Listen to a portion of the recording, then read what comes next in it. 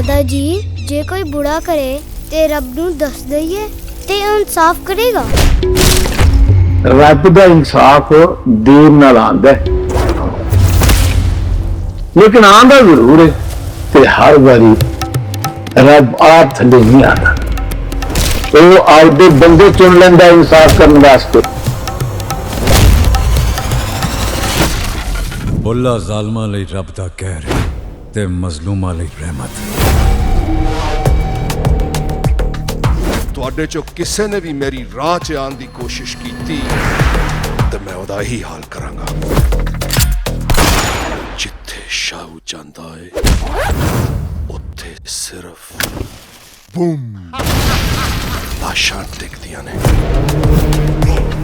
दुनिया जानदी है कि बख्शी बोलदा नहीं, पहला तोलदा है, फिर मदोलदा है ते फिर खोलदा है डील।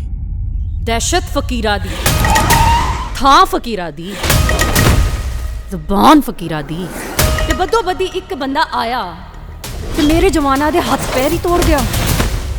पता करो वो बंदा कौन सी।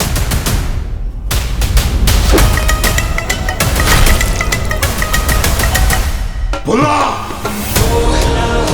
मैं तेरे बिना रह नहीं सकती बोलिया, पर जिस निजाम नू तू मुकान दी कसम खाती उथे सिर्फ मौत ही मौत है।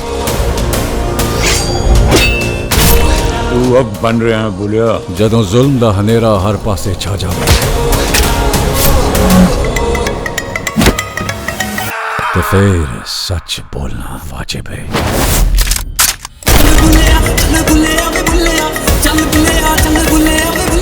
अव्वल ते बुला लड़दा नहीं, जे लड़ पवे ते छड़दा नहीं।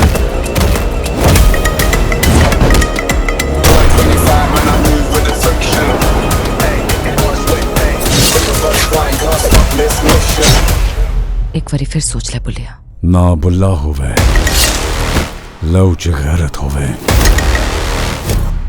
ते मौत आप राह छड़ देंदी है।